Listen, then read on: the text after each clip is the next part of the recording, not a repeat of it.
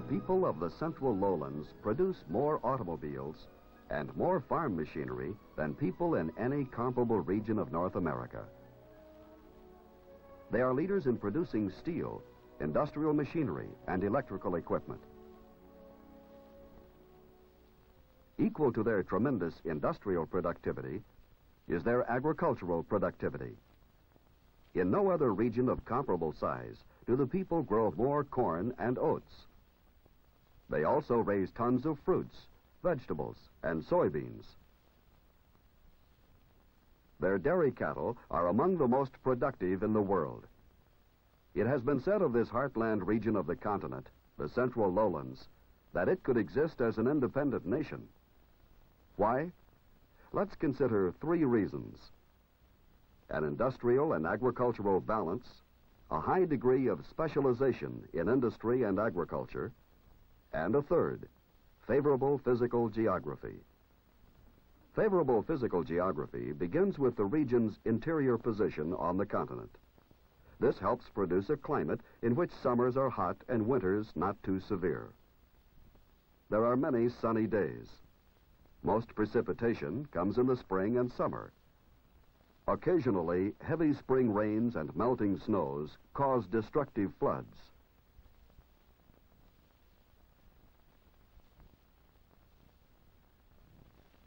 Floods are possibly the only serious drawback to the favorable physical geography of the region. The land, which is flat to gently rolling and extremely fertile, provides excellent conditions for agriculture. While corn is grown in nearly all parts of the central lowlands, other crops are grown extensively in certain specialization areas. So, along with corn, we'll find wheat farms, dairy farms, northern specialty, mainly fruit orchards, and southern specialty, mainly tobacco farms. But in the Corn Belt, corn is the specialized crop. The size of the average Corn Belt farm is more than 200 acres, and the trend is toward even larger farms which make for greater efficiency. Efficiency concerns most farmers, who are as much businessmen as they are food raisers. Working land on which almost any crop will grow, they tend to plant those crops which will return the largest profit. This is why they plant about half their acreage to corn. Corn is ideally suited to the soil and climate.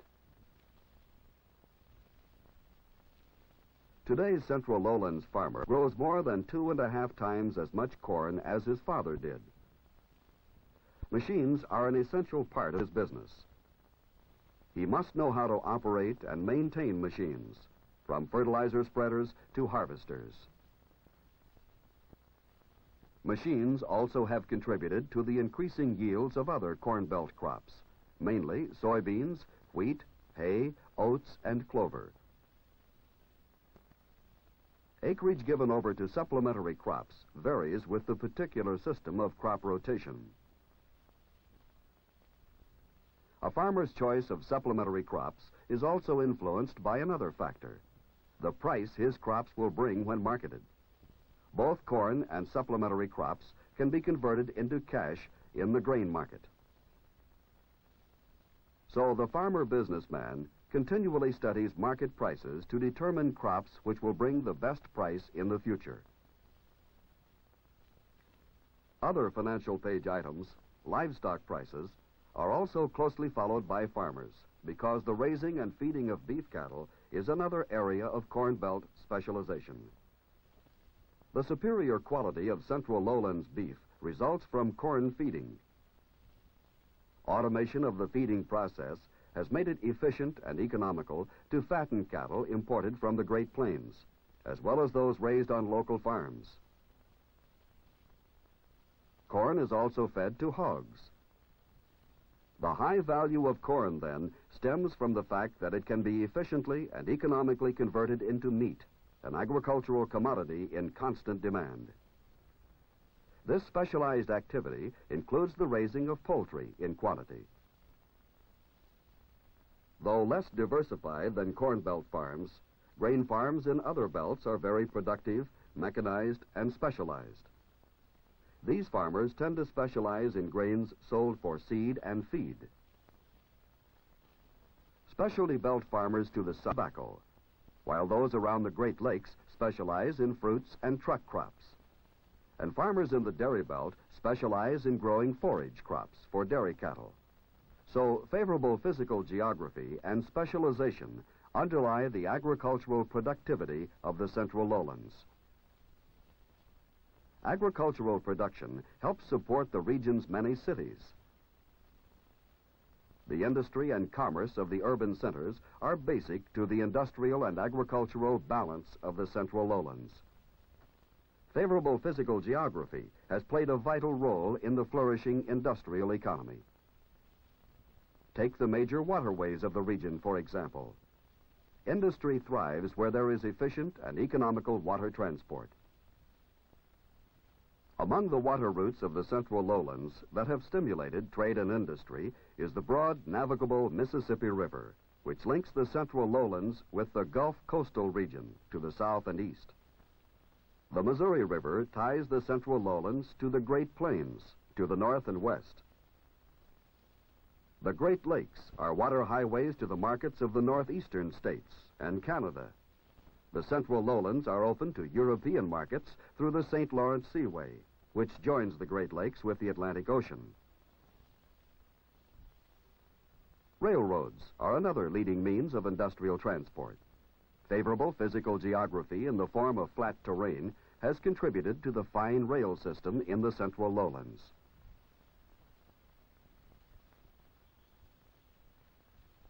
Flat terrain has also made it relatively economical to build excellent road systems.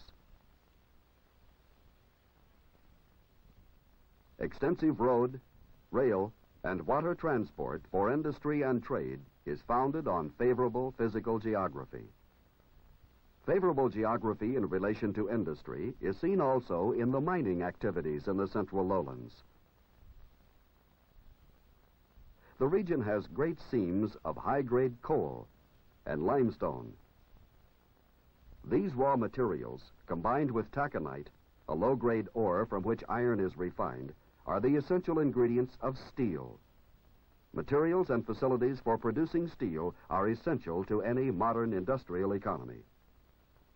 Modernization and automation of facilities have helped to maintain the consistently high output of steel.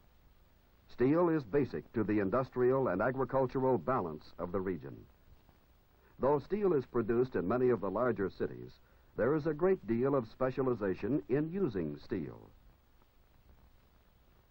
In Detroit, for example, steel is used almost exclusively in the manufacture of automobiles and other motorized vehicles. More than 150 kinds of steel are supplied for use in the automobile plants of Detroit.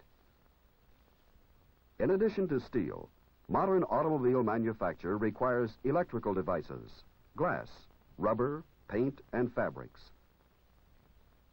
These are mainly supplied from specialized factories in communities in and around Detroit. The economy of the neighboring Canadian city of Windsor across the Detroit River is also centered around automobile manufacturing.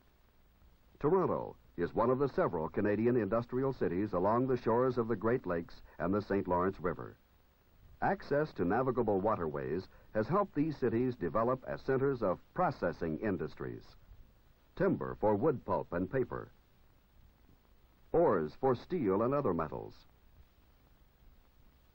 and farm produce pass through central lowland cities of Canada for processing. Back across the border, Chicago is also a major processing center and rail center. But its own particular industrial specialization is based on steel. Steel, which is shaped to form the giant machines that make other machines. Chicago and industrial cities nearby are the leading machine makers for both the factories and farms of the nation, thanks to their abundant steel, central location, and skilled labor force. St. Louis illustrates another form of industrial specialization. Served by the wide Mississippi River, St. Louis is a chief rail center of the western central lowlands. and a distributing and processing city. Consumer goods from St. Louis factories are marketed over a wide area in the Midwest and South. Farther north along the Mississippi are the twin cities of Minneapolis-St. Paul. Historically, industrial specialization here is based on agriculture.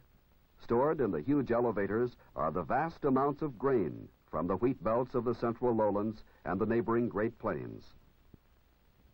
Cereals and flour for human consumption and feeds for livestock are processed in the mills of Minneapolis-St. Paul and transported to all parts of the country by rail. Railroads and highways also join farms of the Corn Belt with the meatpacking centers. Cities like Omaha and Kansas City are market centers for the fattened cattle and hogs of the Corn Belt. Here, meatpacking has developed as a specialized industry. In several of the cities of the Dairy Belt, the processing of dairy foods is the specialized industry. The economics of the urban communities, then, from the small cities in the Dairy Belt to the large metropolises along the Great Lakes, contribute to the industrial and agricultural balance of the central lowlands. We've seen that this economic balance is one of the characteristics of this region. The balance begins with favorable physical geography, a generally flat terrain, fertile soil, and invigorating climate. From this has come specialized crops and livestock. There is further economic balance as agricultural products are sent to the cities of the region for processing. Meatpacking is only one form of specialized industry in the central lowlands. There is a wide range of specialized industry in manufactured products. This, too, is made possible through a skilled, highly trained labor force, adequate natural resources, and superb water and rail facilities. By combining favorable physical geography with agricultural and industrial balance and specialization in agriculture and industry, man has developed the central lowlands into a rich region with a thriving economy.